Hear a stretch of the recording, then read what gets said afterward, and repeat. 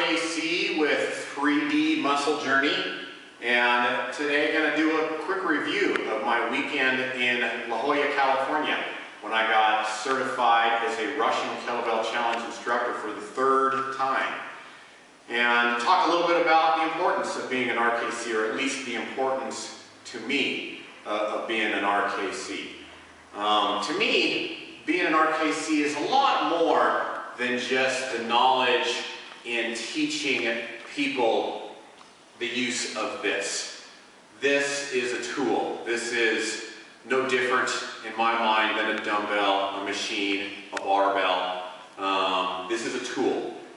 And so when you become an RKC, not only are you using this, you're basically a master of being strong, because that's what we are. We're a part of a school of strength. And that is a school of strength that expects us to not only be able to instruct others in the use of this, but instruct others in being strong, practicing the skill of being strong, and then being strong ourselves.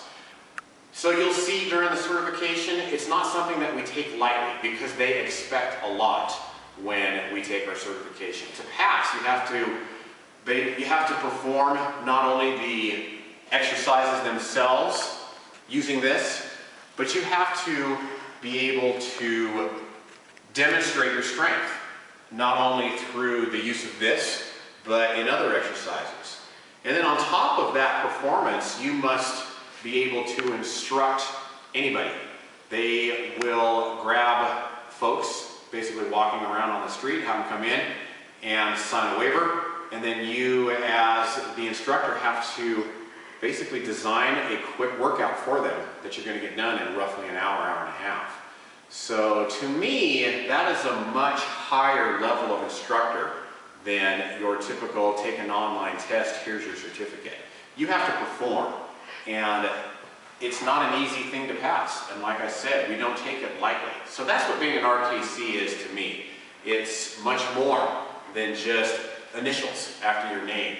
It is a lifestyle that the RKC expects us to adhere to. And so as you watch this review, you'll be able to know what I'm talking about. You'll see it firsthand, and it's something that I really enjoy doing, and I can't wait until I do it again. So I hope you enjoy this video as well. So here we are. This is day one of the RKC. This is mid-morning, so it's probably about 10 or 11 o'clock, and we've all taken our pull-up test, which I passed with flying colors, and now we're doing swings. So we've broken down the deadlift, and we've probably done 100 deadlifts with kettlebells, and now we're incorporating all those skills from learning the deadlift into our swings. We've just got done doing one individual swing at a time, and now we're putting that together into about 4 or 5 swings. Actually, just 10 swings in a row. 10 swings in a row without putting it down. So now we've done individual swings, try to generate power and practice that lockout, and you just heard the team leader there. He wanted us to do 10 consecutive swings, practicing all those techniques that we've been incorporated. And just got done doing those. Here you can see we're doing one-hand swings. The goal is to not make them look any different. A one-hand swing should look like a two-hand swing. So lots of swings this first day. These are overspeed eccentric swings. That's a light kettlebell, roughly 12 kg, and I was pushing on it, trying to get some speed generated on it. And then my partner here, Brandon, his job is to move to the heavier kettlebell and have it look and feel the same, even though it's a heavier kettlebell and I'm no longer pushing on it. So then it's my turn. He does his 20 reps. I swing my kettlebell. He pushes on it, trying to generate a little speed down into that bottom position of that deadlift, or the bottom of the swing. So I do my 10 reps.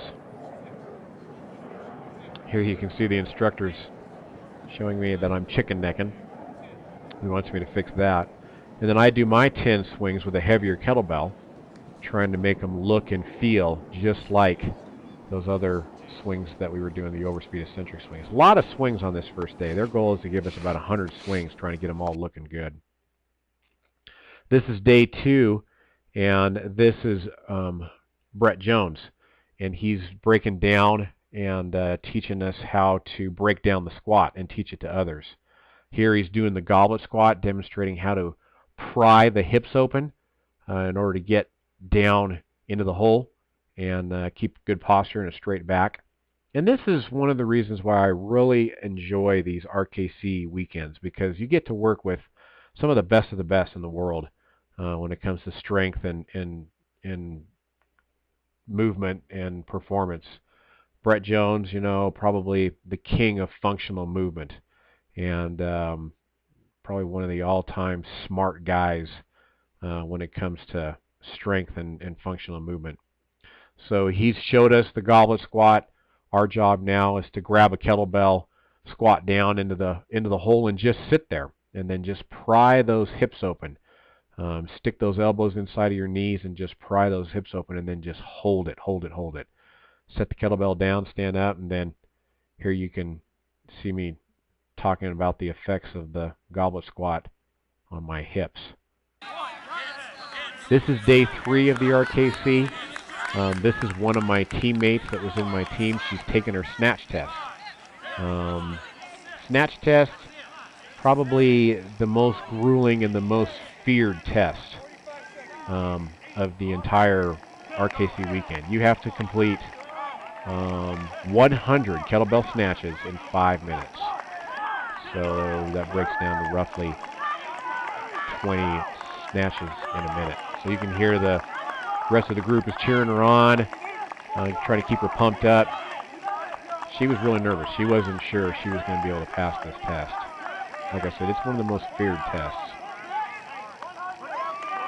And she passed. Yay. So now it's my turn. I start my test. And again, it's 100 snatches in 5 minutes. So it doesn't matter how you do it. You can set it down. You can keep going, whatever. But regardless, Snatch Test takes you 4 minutes and 59 seconds or 3 minutes. They're still going to call you RKC. So by the time this weekend's rolled around, I've practiced this thing at least 20 times, maybe even more. I've got my game plan. I've got it all set out. And regardless of what others are doing or what I'm hearing or what I'm listening, I'm going to stick to my game plan that's got me here. So you can see here, I take a quick break. I've just done 20, and it's taken less than 1 minute. So I take a drink of water, shake it out, get a breather, start again. 11, like 21, 22, 23, so etc., etc. One thing I really practice, I don't like wasting a lot of energy. So you can see I'm snatching with my right arm here. Kettlebell has to be locked out overhead, actually behind your head, and then you'll see me switch right there. I don't like wasting a swing, so I switch hands right between my legs from right to left. And so I don't know where I am here, probably, 36, 37, something like that. And that's probably 40. So I set it down. I'm going to go over, get some chalk. This is how I practice this. Bang out 20 as fast as I can. Take a break. Wait for the top of the minute.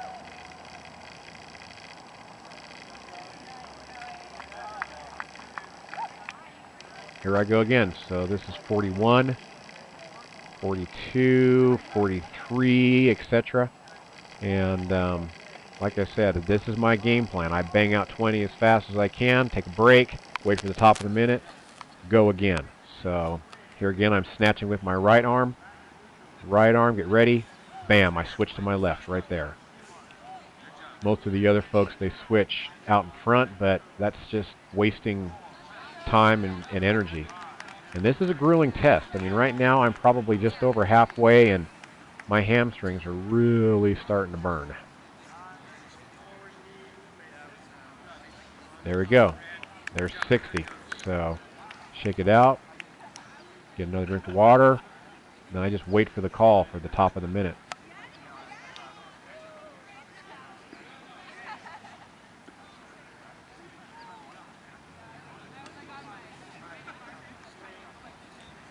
Here I go. There's 62, 63, and then you heard it. They just said 3 minutes. So I'm actually a little bit ahead of schedule at this point. So I got 2 minutes left to get 40 reps. Again, I'm snatching with my right arm. I get ready. Boom, switch to my left. Here's the instructor in the black and the brown pants. He's checking my technique, making sure I'm locking my arm out over my head. You can see my form is breaking down a little bit. I mean, I'm working on 80 reps here, and I'm getting tired.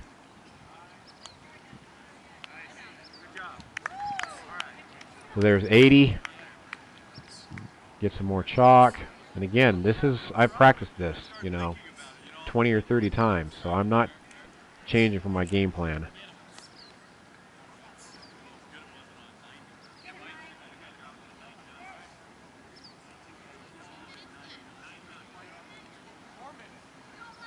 There's the 1 minute call, so we got 60 seconds to get this done. 20 to go.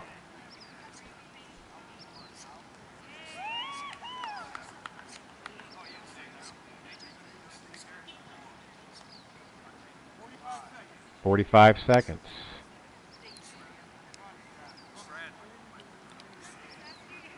See if we can see my switch. Get ready. Swinging with my right. Boom. Switch to my left.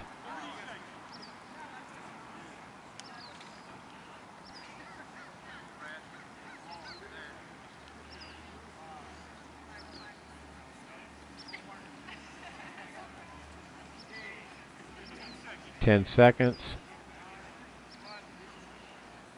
There's 100. And I'm probably the only one that did 101, just for S's and G's. Snatch test is over, so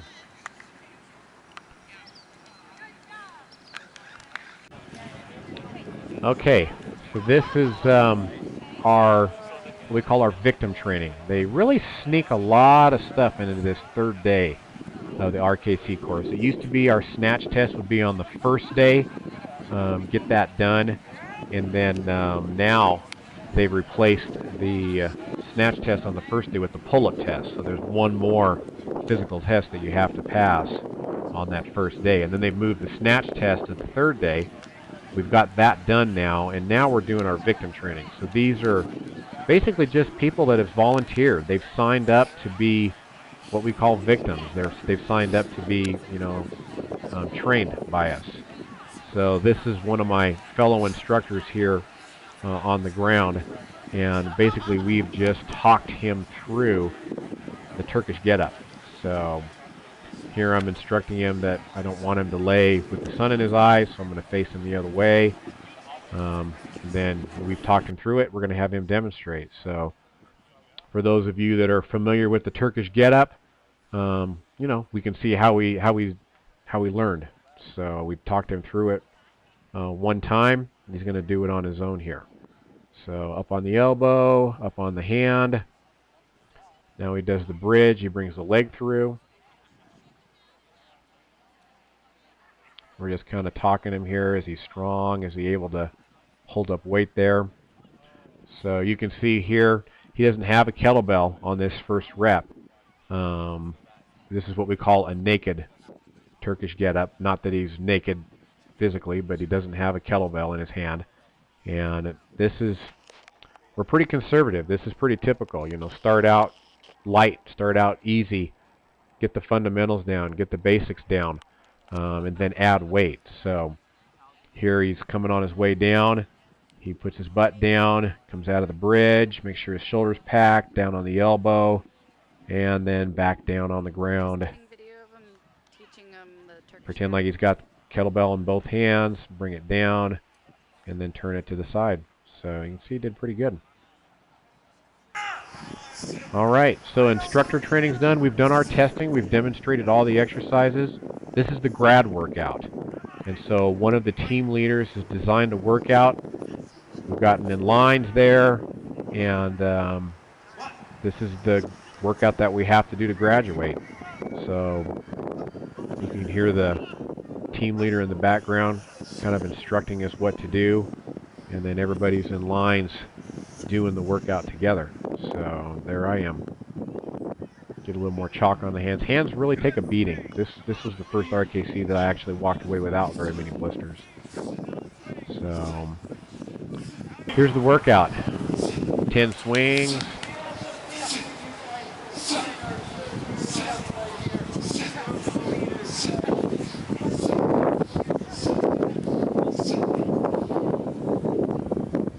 Stop, rest for a second. Clean it up. Hold it in the rack.